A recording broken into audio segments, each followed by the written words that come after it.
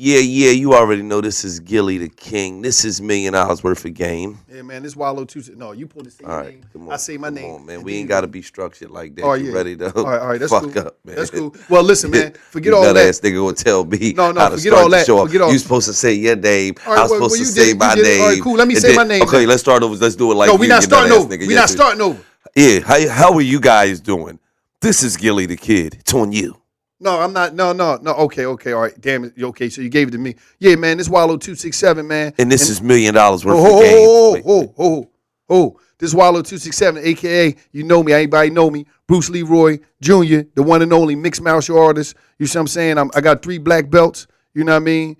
This is what I do. Like, to anybody that want it, come step to me. I'm at $1 million worth of game. You know what it is. You fucked it up already. I had to throw my names out there. You talk about mixed martial artists. You should have said, yo, this Wallow 267, I'm a mixed bag of nuts. No. Fucking macadamia see, it's people nuts, like you just hate it. But before we get into all this, man, I want to give a big shout out to the $1 million worth of game sponsors, man. One and only, man. Everything, divaglam.com, man. Have you had any good hair lately? Ask yourself that. Because me, you ain't had no good hair in 20 years. No, you didn't have no good hair either. You know what I mean? But hopefully Diva Glam can hook us up. Because you was talking about them caps, them Jones that look like they got the waves and all that on the side. You just throw it on. You know what I mean? She probably could hook us up. I told you we should go do the hairpiece joint just for one day, relive our. I'm actually like, youth. Diva Glam should have some pieces for it because they be having the hookers, what's them Jones, the caps and all. But we ain't got nothing to sew in. You could be lace front low. No, we could just glue that shit to our head and just rock it. I just want the waves for one day. I just want to be one of them pretty boys for one day with the waves and all that stuff. Nah, see, you out of pocket. I ain't never been a pretty boy. No, I'm just saying that was the thing. They got all the girls. They was feeling them. Like that's the only thing I want to do. I got all the girls, and I was ugly, nigga, but my vernacular was spectacular. Yeah, we know all that. Hold up. We also got to shout out a major sponsor. You see what I'm saying? Real Estate Money Club, my man Mark Flip Houses, man. You trying to get into real estate, man? Listen, that's the way to go. They doing their thing out here. They one of the few many that's really doing their thing. They really getting results, and they can show statements. That's the thing. Shout out to Mark Flip Housing, Real Estate Money Club, man. Check them out. But listen, man, we got some serious things to talk about. Listen, man, it was a painful week for me and Gil, man. We was out. Shout out, man. Los Angeles, man, they lost a great one. The hip-hop game lost a great one. The community lost a great one. The culture lost a great one. Rest in peace to Nipsey Hussle. And I just want to say, man, just going over there and seeing the love. I never seen nobody receive that much love in my life. It was just great, man. Us going out there, to show his people love, man, just the whole community. It was everything, man. What's your take on it, cuz? Man, the funeral, first and foremost, the way they treated the king, was a great send-off, Mm-hmm. I didn't totally agree with everything about the funeral. I felt as though it should have been some more Crips in there. I thought it should have been some more people that he grew up in there. Because, I was in LA and a lot of people that, he grew up with, that he was close to, they kind of got pushed away. You know what I'm saying? But, a lot of people who was from the neighborhood Rolling 60. Shout out to the neighborhood Rolling 60. Shout out to the brothers. Shout out. They wasn't there. So I'm just saying. But it was a great send off though. You know what I mean?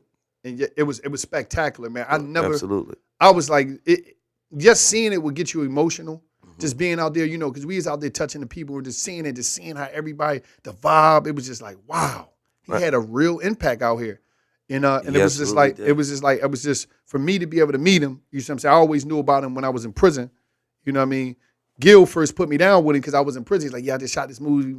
Nipsey. I said, damn, Nipsey, I think I heard. He said, yeah, he coming up here on the West Coast. This was like before. It was like, you know what I mean? Victory. It was way before. That was like 2008, 2009. Yeah. So I'm on the phone. Like, yeah, I said, you got a movie. So I'm just shocked about the movie. He telling me everybody, Vin Rames, Nipsey, this, that, and third. So, you know what I mean? Back then, he sent me some pictures of it. You know what I mean? So it was like, wow, just to be able to, get out here myself and to be able to connect with him.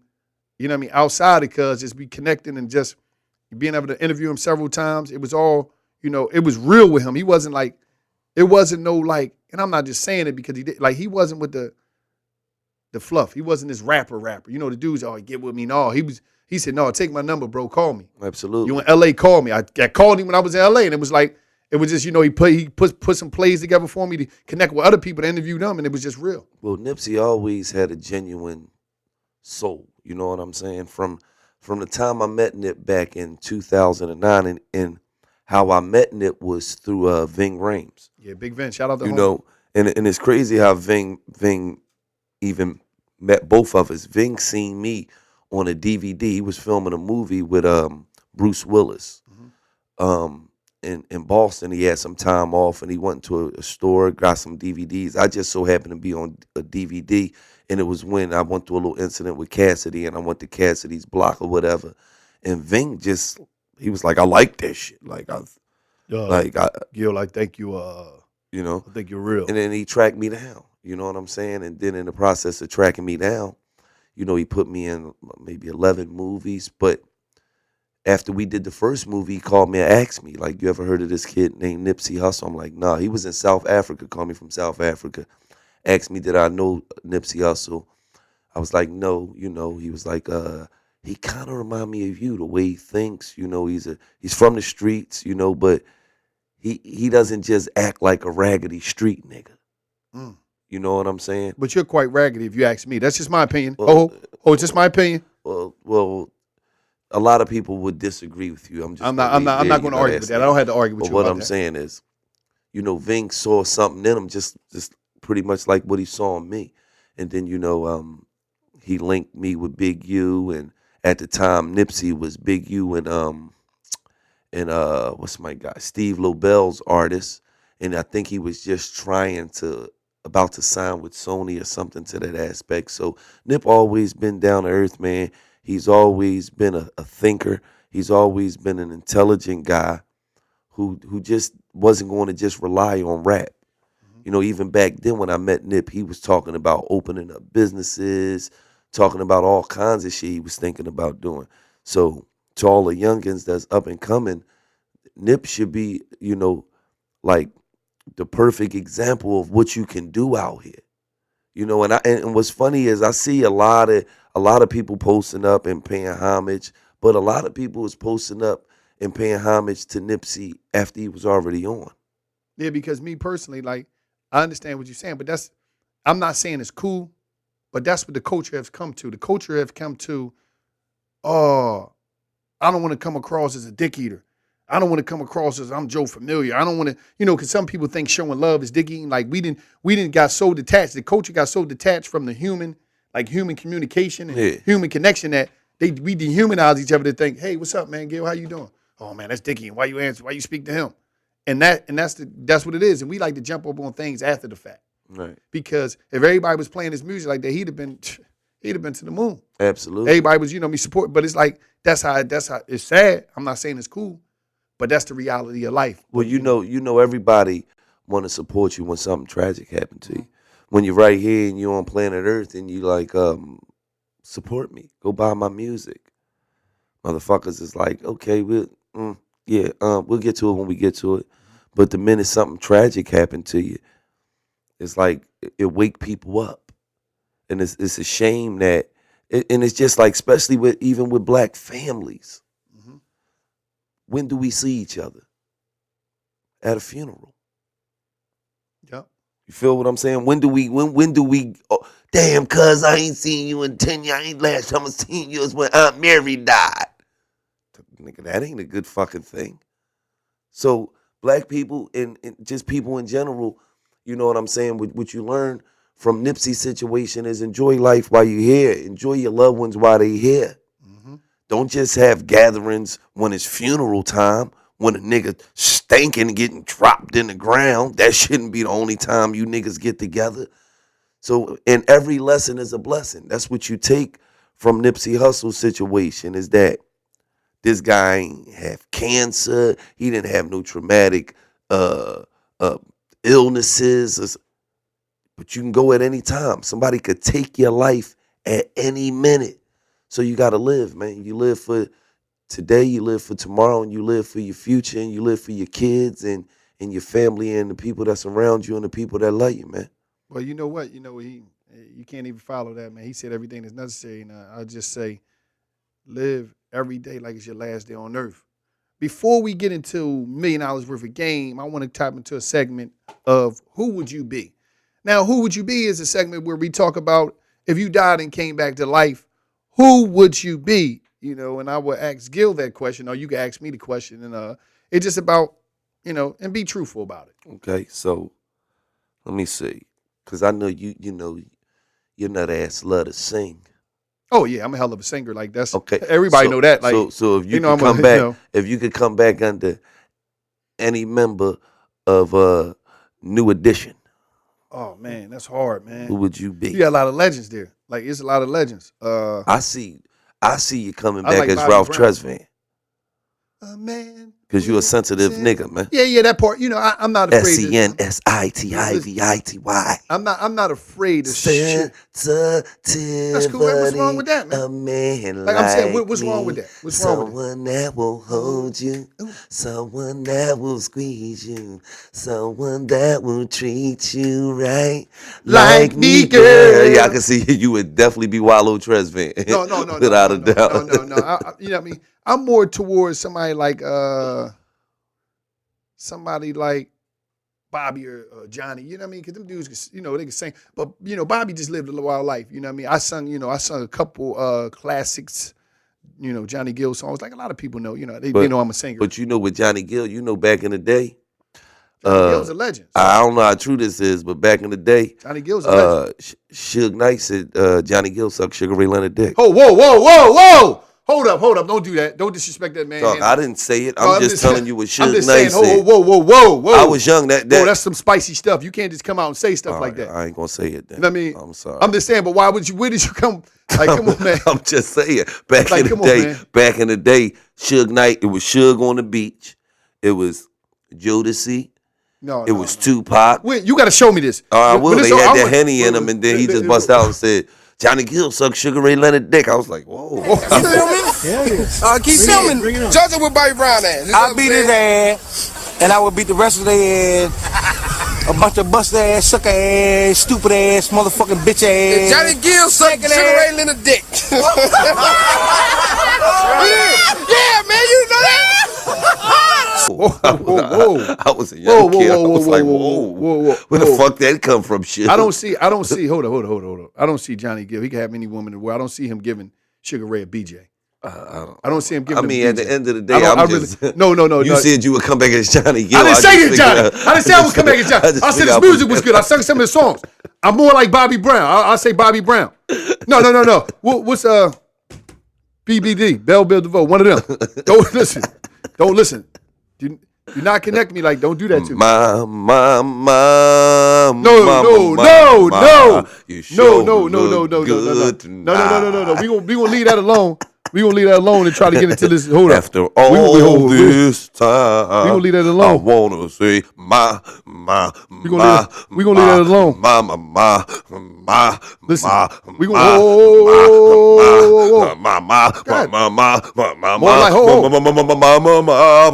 Newsflash. Just so happened you have Gil in your name. Gil. Wow. J. Gil. Wow. So we're going to leave that alone. Now we're going to tap into, at this moment, you're going to leave that alone, Gil. You another ass. No, we're going to tap into $1 million worth of game. This is a major part of this, part of the show. This is a segment that's powerful. And this $1 million worth of game, I will read this off. This is just, hi, Gilly. What are your take on men getting his ass ate by his girl? It's crazy. Hold on. My ex was really open and a huge freak, but my boys are calling me weird and gay for that. What about a man eating a girl's ass? It's 2019 and times have changed. So I think that that's just basic by now and more accepted. Like half of my boys say they're not down for this either. What is your take, OG? I know this isn't your main account because he hit us up the $1 million worth of game account on Instagram. If you're not following, follow that M worth of game on Instagram. I know this isn't your main account, but I'm just trying to get you to reply to my question so I can show my boys your opinion. Well, me personally, I'm not into a woman, swiping her tongue across my ass like a MasterCard. So you're telling me in your time of being I'm just saying, listen, in your time of being a rap guy, you're moving around, you're touring, Nobody never did a drive-by? No. A tongue drive-by on you? No. I'm just asking. I'm not saying. I'm just asking you. I'm not putting that on you. I'm just saying, like, it never had a drive-by. They never swipe. They never did a tongue swipe. I'm just asking. First of all, nobody never did a taste test. First of all, they never did the swipe and roll on me. I'm just saying this. You hear me? I never got the. I'm just saying. Because you know what? If a motherfucker ever said, guess who's gonna say declined? But they did. No, they didn't. They never gonna say it happened to you before. You're not gonna tell me that it didn't happen. I know it happened to you. First of all, let me just tell you something. I know it happened to you. Let me just tell you something. My ass has never been got swiped like a Visa, a Master, a debit, a goddamn Capital One. None of those have never through my motherfucking shitter. You hear me? That's just not what I'm into. And there's guys out here who that's what they into. And there's women out here who say something about a male's G-spot is in his bun hole. How you know all that? How you know that? Because how you know that? I hear women say that all the time. How you know that? I'm just asking. I'm telling you. If you mama, sure look good tonight. I'm just saying, I don't know, Gil. Hey, I'm J. telling Gil? you. J. Gil. I'm telling you. J. Gil. Listen, man. Well, we don't have. Hold on, man. Hold on. Let me finish explaining. Explaining what? Explaining that. There's many women out here. You like it wet in the back? There's many women out here who that's what they do. You know, they tell a nigga, give me a break me off a piece of your shit, cat bar. Oh, wow. You hear me? Wow. That's what they do. And you know, they say that it's scientific fact that a man's G-spot is in his bunhole. I wouldn't know. I'm just saying, my G-spot is in my balls and is in that stem. You feel what I'm saying? Like, you get that stem, you get them nuts. You know what I mean? I'm gonna give you what you want. I'm gonna shoot crazy glue on the roof of your mouth. So now to answer this young man's question, how do you answer this question? So it depends on what it is that you like, what it is that you enjoy. So he's not gay for that. I mean, no, I can't say that you're gay because you want a female to swipe her tongue across your ass like a credit card. I would just say you have some tendencies. So what you're telling me is, but I can't call you a homosexual because a homosexual is something that has to do with two men. What you're telling me is that, and then he asks is something about him eating her ass. Now I know you definitely. What? Could school him on that. I can't school him on that. Yeah, shit. Listen, we're going to go to the next segment. No. Tell that man the proper way to eat ass. Let him know. Oh, whoa. I didn't know. I'm just saying, listen, my personal business is not up for question. Like, that's not up. Let me tell you something. Once we started $1 million worth of game and we started to live our truths through our show, we no longer have a personal life. I'm just saying this. This is all I'm gonna say. No.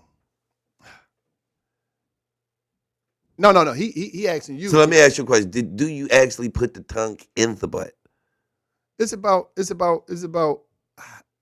style. So wait. What do you mean? What's that? I'm just saying, man. Do you tell us, Lo? We want to know. We want to know what keeps April so happy. Whoa. Come on, man. I got a baby leg. That's what I'm running around here with a baby leg. Damn.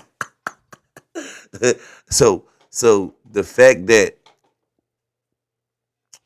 listen, man. You can eat a whole. At the end of the day, I'm gonna tell this guy right here, man. Whatever you trying to do, you eat it up, beat it up, and skeet it up, man. That's the whole format to this game, man. You know he an old nigga. You know what I mean? You hear me? You cat. Eat it up, beat it up, and skeet it up. You think what I'm saying? That nigga sound like Bell Biv DeVoe. Slap it up, flip it, and rub it down. You know what I mean? What you talking about? Some people prefer to suck toes, assholes, and elbows. So I've been with Toot for 20 plus years, right? Slurpee straw. I blew bubbles in Toot butt with a Slurpee straw with a spoon on it. Did she have a spoon too? Did she have a straw too? She never had a straw ever. She had a straw. You know that Kiki Gill, KG, coming to the stage, starring the porn star all stars, Kiki Gill. Do. He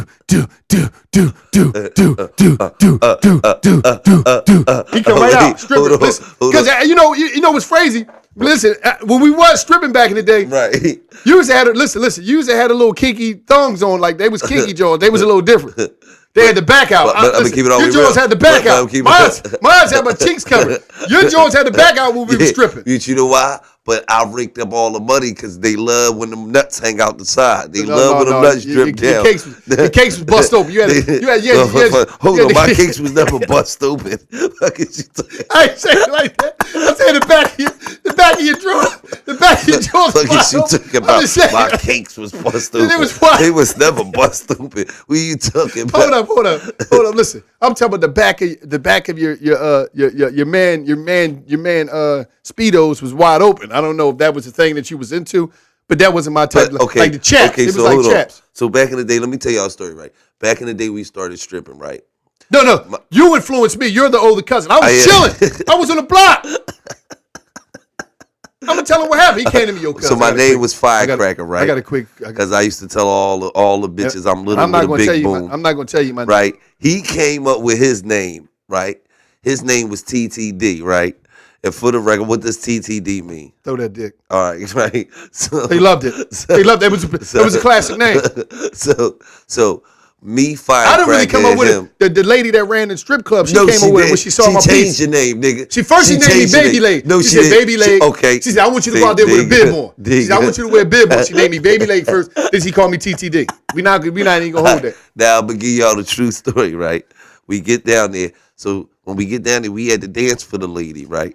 So she wanted to know, you all right? Okay, dance. Let me see what you got. So I go in there, right? I go first. You know, I get naked on her. You feel me? I cover the dick up with the goddamn long tube sock, the long white joint. You feel me? I'm in there. I'm giving her all hip action. She said, Firecracker. She said, no. I'm changing your name. Your name Inches, right? So I said, okay. I left out of there. Low top. How it go? Raheem the jeweler. Raheem the jeweler pulled up. He pulling up. We got to get him for the next, because people been asking about that. You know what I mean? I'm starting to think you got your watch from Raheem. Hey Raheem, okay. Listen. We're in the studio. We're getting busy. Where you at? Is you near the door? You by my car? Come around to the side. Listen. Come around to come around to your left hand side and come to the door. All right. Listen, man. Go ahead. Fuck Raheem the jeweler. No. You got your chain from him. Hold on. This is my guy as well. Lamar. A lot of things is happening in here. But this guy right here. Somebody's coming up to get you. Okay. So okay. So when I dance for her, I come out, he like Wallow like, so how did it go? I'm like, man, went good, but she changed my name. He like, she changed your name to what? I'm like, she changed my name to Inches, right? He like, oh, did she? So he go in there. She like, what's your name? He like, TTD. She like, what that mean? Wallow was like, throw that dick. She's like, okay, that's clever. She's like, okay, let me see what you got. So he guess he take his clothes off, he in there, whatever. I just hear the music through the door. It's like, and gave you the kiss of life, kiss of life. That wasn't my joint. I went in there. I don't know what he was doing, but then when he came out. I had to rip away sweatpants on that day. He had the little tears in his eyes. So I'm like, what happened, cuz? You lying on me. He talk about, yeah, she changed my name too. I said, what she changed your name to? He talk about, Baby Shrimp. He's a damn liar. He was mad as shit. Liar. He was mad as shit. Liar. She changed his name to Baby Shrimp. He's a damn liar. He wanted to be throw that dick so bad, but she fucked his whole plans up. He came you won in TTD. You came out BS. You hear me? You came out Baby Shrimp. Look. No, see, the reality is that you just want to lie on me. But I ain't got to entertain it because, and I know she called me Baby Leg. Right. Baby Shrimp. That was the first name, BL. She's like, BL. I was like, hey, baby, what's going on? The only BL you cool is BLJ, Bruce Leroy Jr. But he's a legend. See, I deal with legends, and legends deal with me. That's the whole thing at the end of the day. But right now, we want to give out the segment of the show, shout outs to legends. I want to give a major shout out to some legends. But me myself, I want to shout out one legend of the legend of all legends. Shout out to Bruce Leroy. I don't know where I would be if it wasn't for you.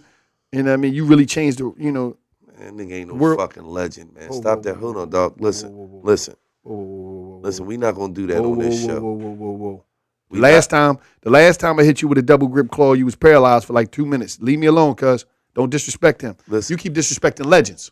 Listen. You disrespect legends. Listen, man.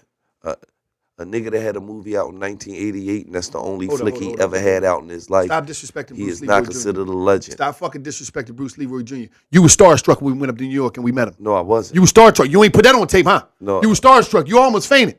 When you seen that he was real and he ran up to me, he ran to me. First of all, he well, listen. I ran up to him, but listen, I ran up to him, but hold up. I get things mixed up sometimes. I ran up to him. He said, you finally got the glow. That's when my life changed. That's when the glow was passed down to me. That's when I became and you got it on tape. You got it on tape. That's when I became BLJ. You know what type of moment that was? Because a while back we was on Instagram and you said, "Damn, what's your things you want to do?" When you came home, I told you my list. When you came home from jail, his bucket list was, "I want to meet Bruce Leroy."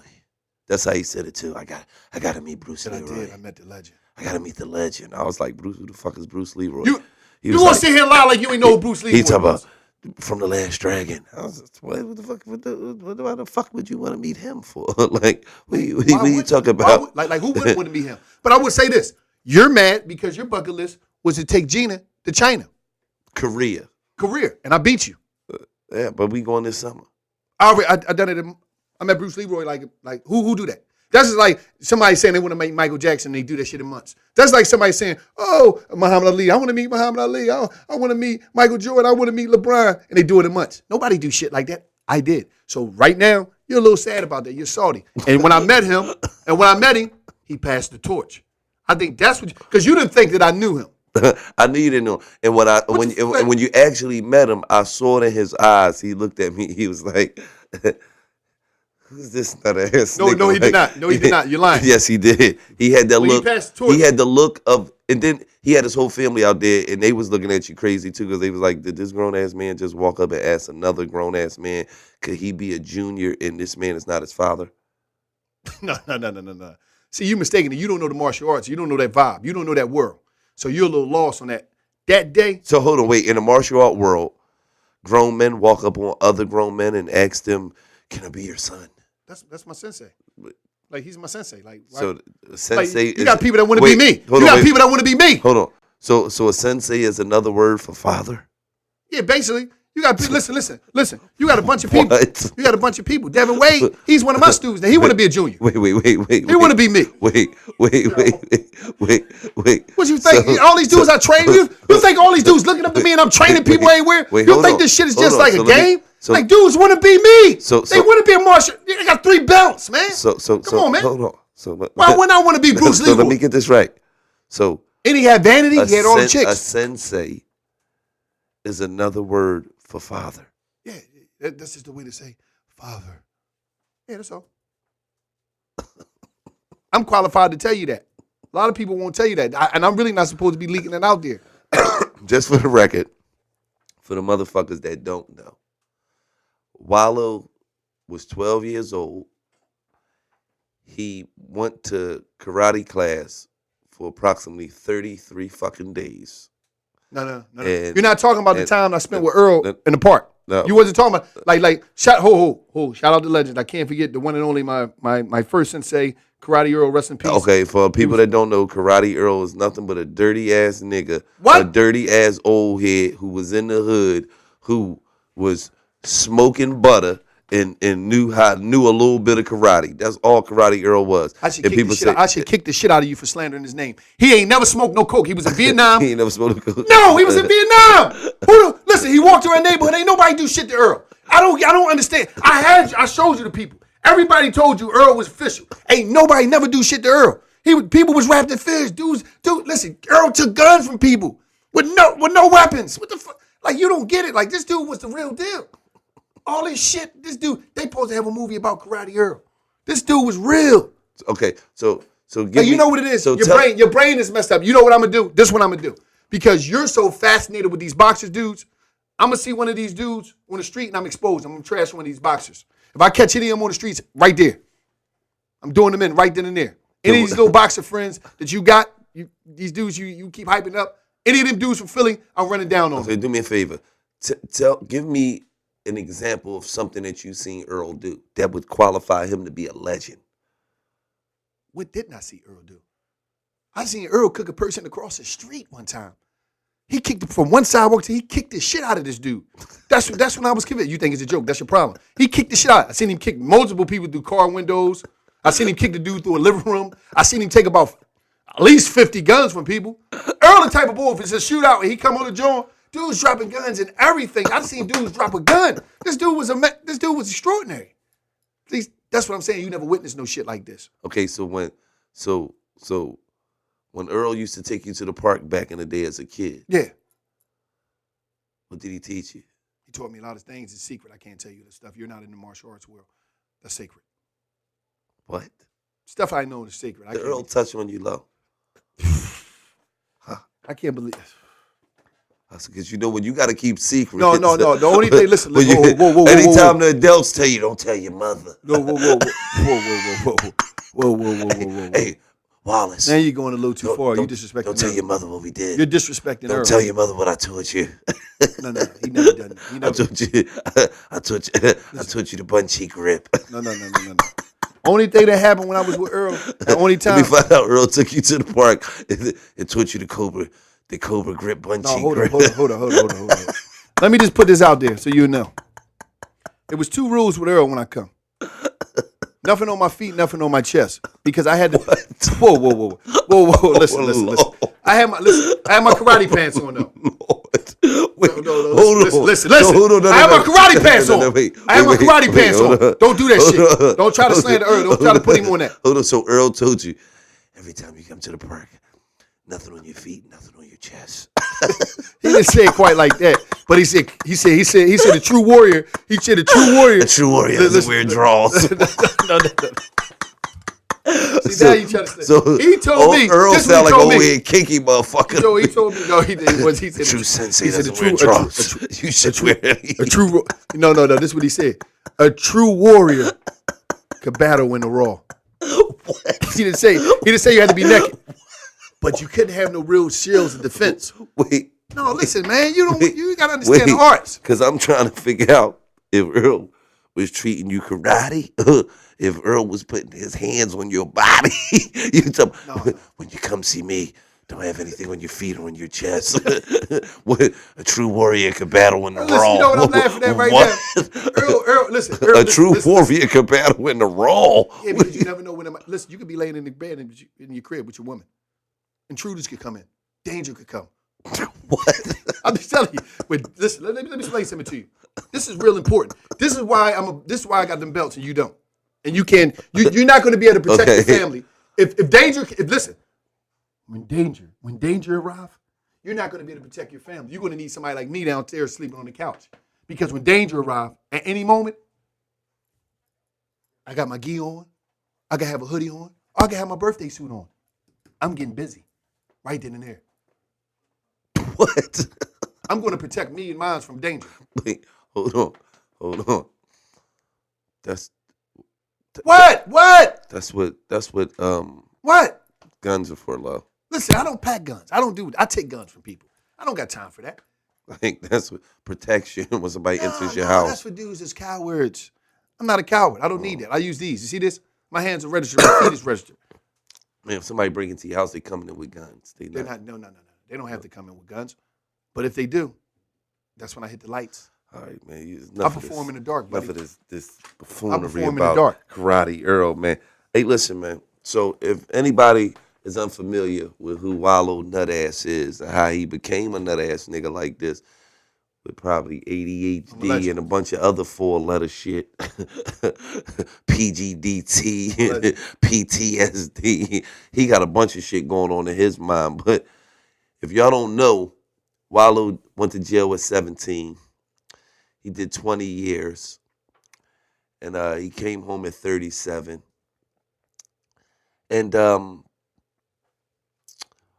we got a segment called Stories from the Cell. You always want to. You know, because at the end of the day, because I feel as though you should share your experiences from the penitentiary, because our sole, objective is to stop these kids from going to jail, stop these kids from Okay, all from right. I from understand from that. seeing the things that you've seen and witnessing a lot of the things that you've witnessed.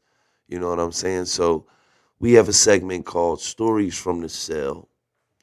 And what we want Wallow to do right now is to tell us something that you've seen in your journeys, your trips through prisons. How many prisons have you been in since you went to jail? Camp Hill, Greatest Ford, Dallas, Chester, Coke Township, like 5. 5. Okay. Let me ask you another question. So, going to jail at 17 years old, which is basically a kid, and you going up there with grown-ass men that's been locked up for 10, 15, 20. When you got to jail at 17, who did you come across that had been in jail the longest? At 17, I ain't meet him when I was 17. I met him later on. A guy named Joe Lees, and he was in jail for like 60 years. He went to jail when he was young for homicide. He was there, but I met him later on in a bit. But there was a lot of dudes I ran into when I first went to prison. Was down for 20, 40, all that type of stuff. But I wasn't worrying about that shit. When them gates first hit and I realized that it was real, I was wrapped in fear.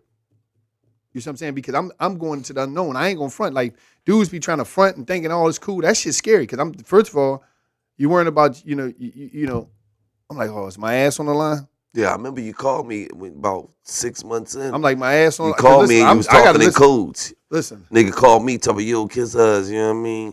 I'm going through with the listen, bizzle. I ain't gonna lizard. My you. kids aches on the lizard. I said, what? Because we had never talked like this before. I'm gonna tell you some shit. So when he called home talking about his kids aches was on the lizard, I said, the kids aches on the lizard. That's another story. The fuck are you talking that's about? Another story.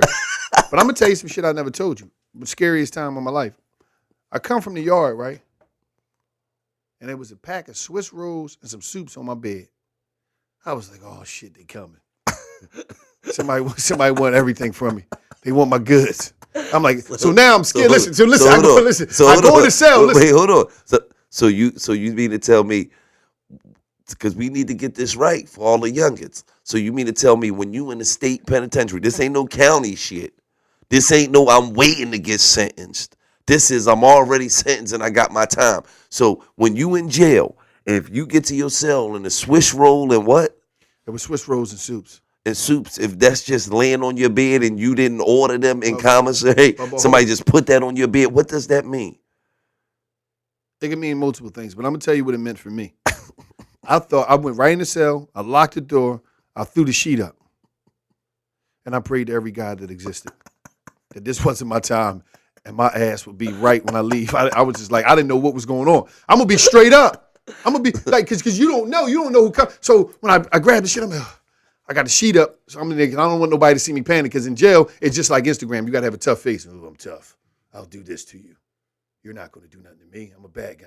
Just like dudes be on Instagram. Everybody's tough. Everybody's a killer. Okay, right. Cool, right? So in jail, I'm like, I'm not going to let nobody see me sweat. I got my game face. So I threw the sheet up immediately.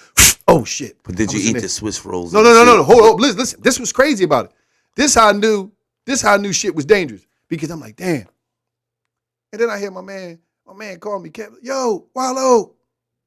So before I go pull the sheet down, because he was downstairs, I was on the top tier. I had to get I'm like this. I had to look at the mirror, make sure, splash my face, make sure all panic and fear was off my face. I'm like, let me make sure I'm okay. Hold up, bro. I hit the joint. Yo, what's up, bro? You cool? What's going on?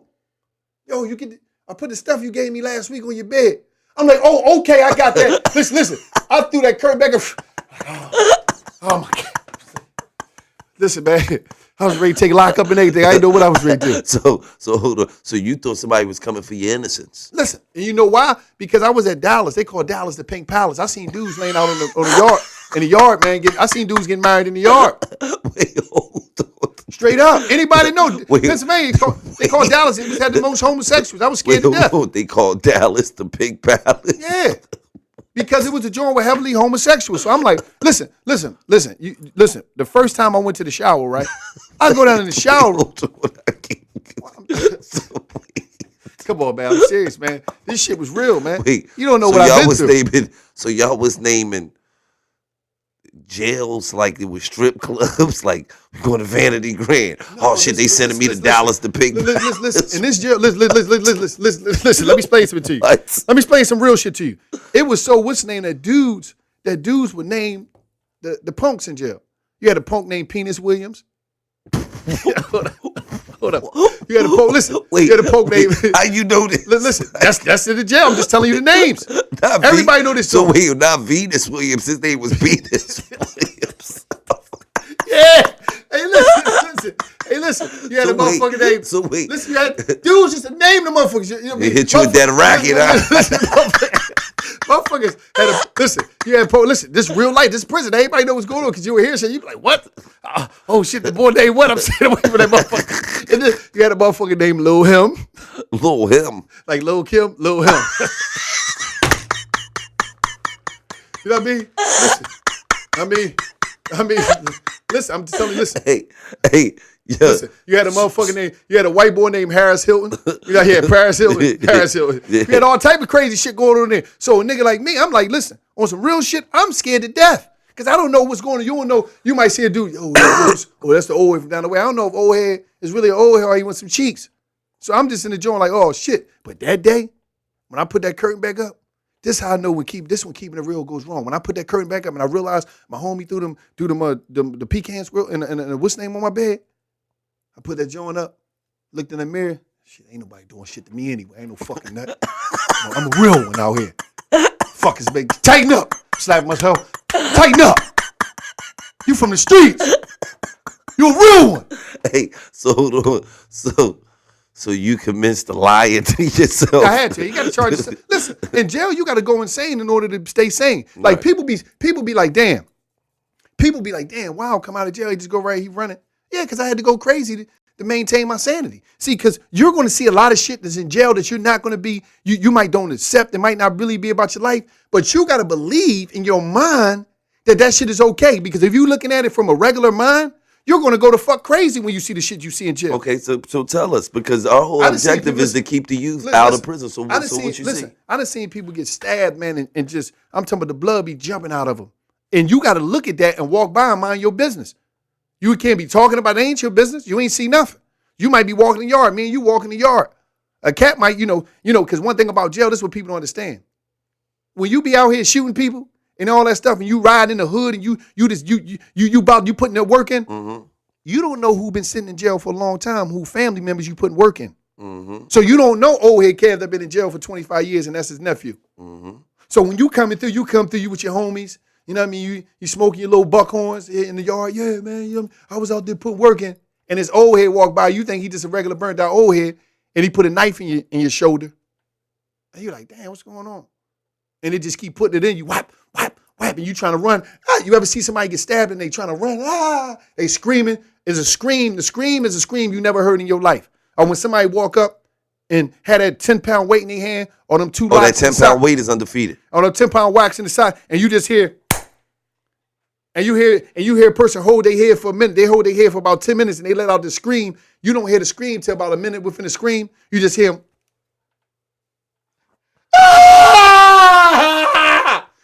It's a whole different game. And shit like that, you be walking the track. Me, I'm scared. I was scared oh shit, man, I gotta keep being a good person. I'm glad I ain't do nothing to nobody. I walk in the track like, oh shit, this shit is real. Straight up. Like that shit. You see some, listen, and their head is open right up. Wait, hold on.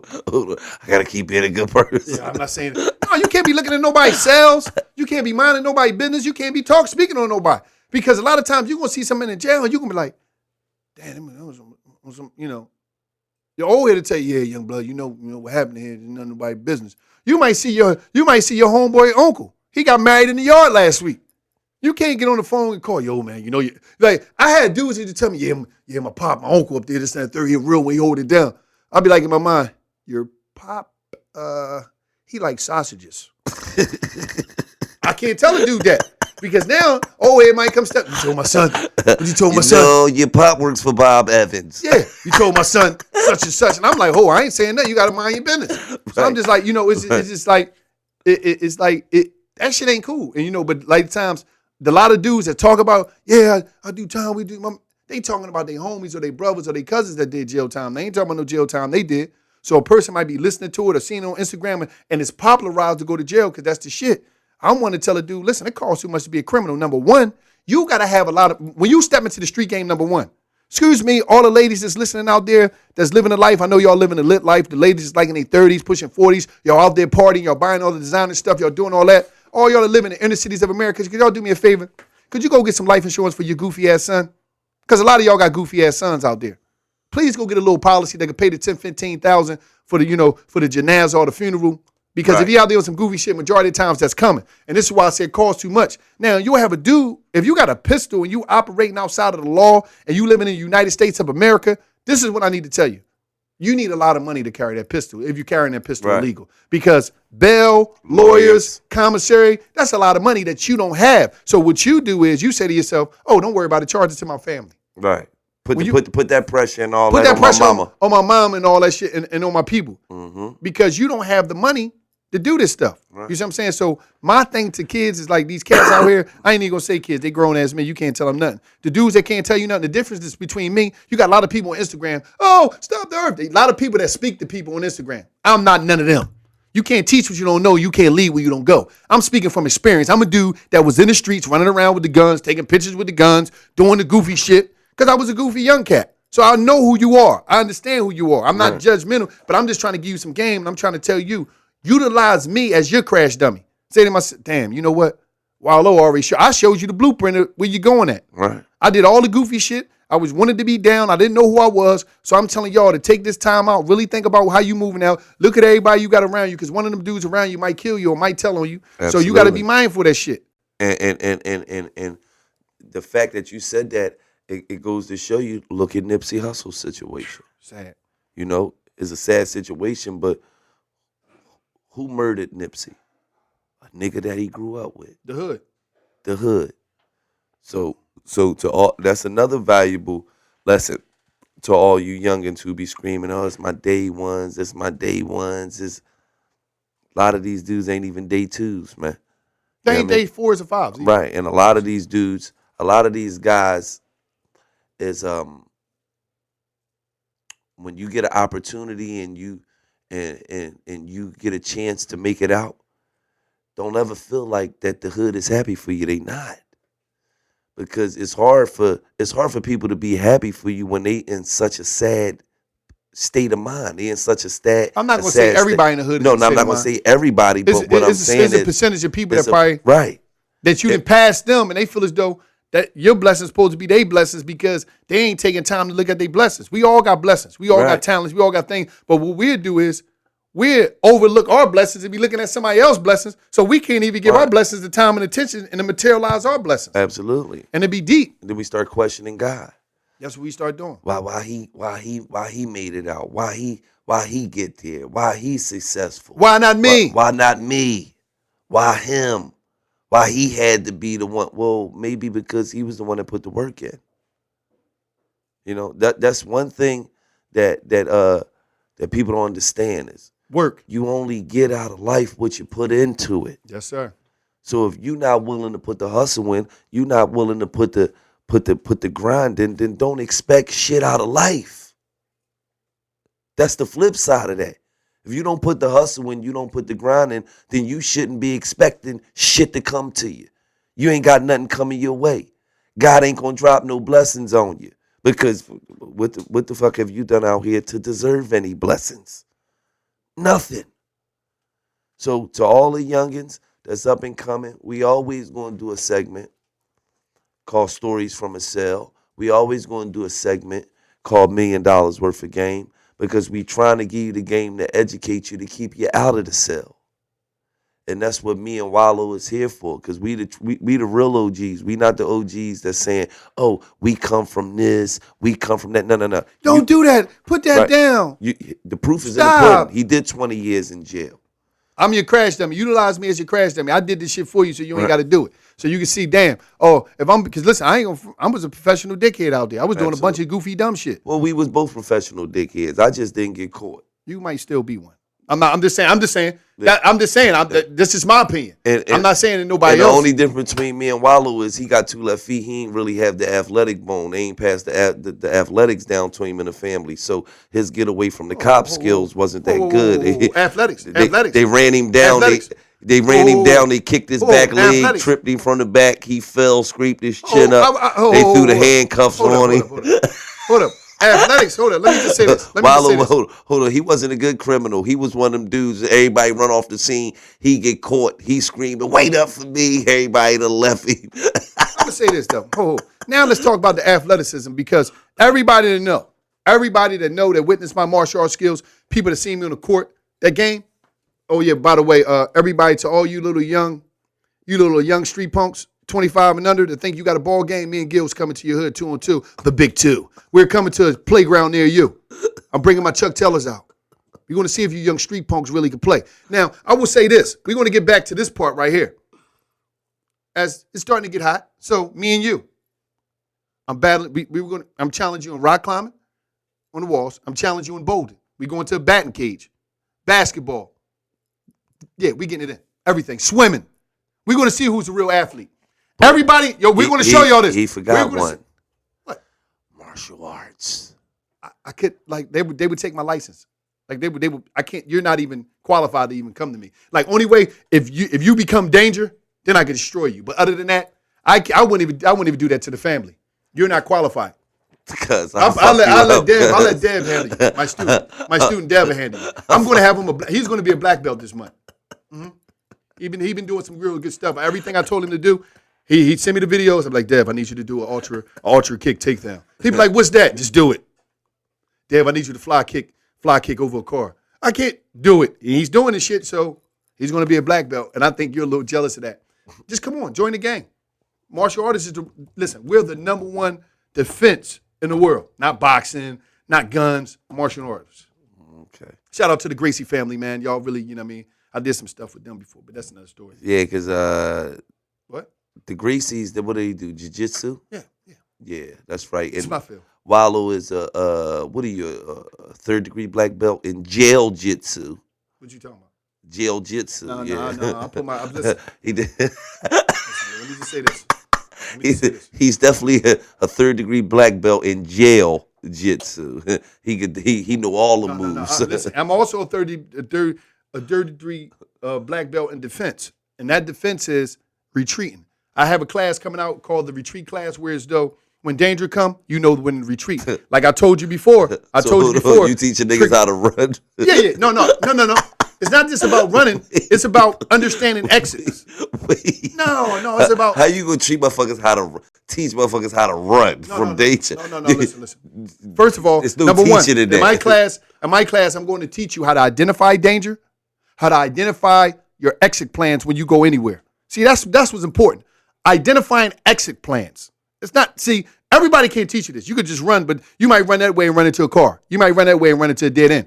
You got to identify exit plans, and you got to know when the music play. Kenny Rogers had a song about retreating. I talked to you before about this.